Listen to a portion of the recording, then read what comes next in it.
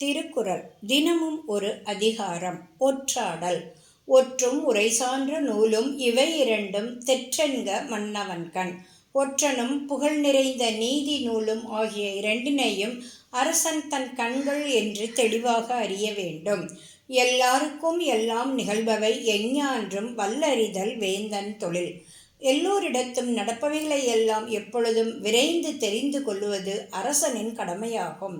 ஒற்றினான் ஒற்றி பொருள் தெரியா மன்னவன் கொற்றம் கொளக்கிடந்ததியில். ஒற்றர்களைக் கொண்டு எல்லோருடைய செயல்களையும் அறிந்து வரச் செய்து அதன் விளைவை ஆராயாத அரசனுக்கு வெற்றி கிடைக்காது. வினை செய்வார் தம் சுற்றம் வேண்டாதார் என்றாங்கு அனைவரையும் ஆராய்வது ஒற்று.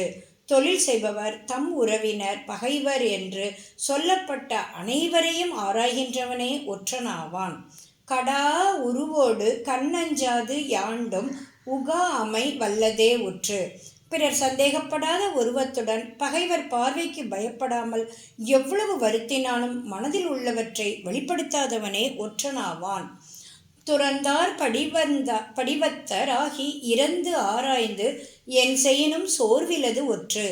துறவிகளின் வேடம் தாங்கி சொல்ல முடியாத உள்ளிடங்களுக்கெல்லாம் தாண்டி செல்லுதல், உண்மையை அறிதல், பகைவர் எப்படிப்பட்ட துன்பம் செய்து கேட்டாலும் வெளிப்படுத்தாமல் இருத்தல் ஆகிய பண்புகளை பெற்றவனே ஒற்றனாவான்.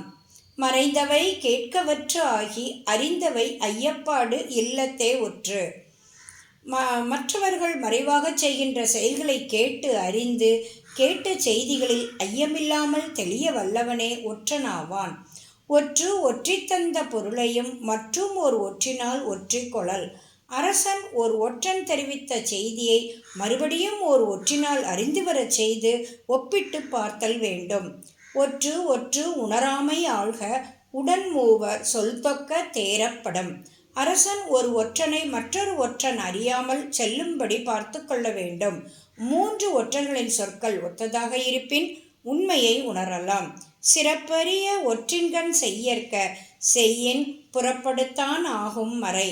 அரசன் ஒற்றனுக்கு செய்யும் பரிசும் பட்டமும் பிறர் அறியும்படி செய்யக்கூடாது. அவ்வாறு செய்தால் தன் மறைவான செய்திகளை தானே வெளிப்படுத்தியவன் ஆவான்.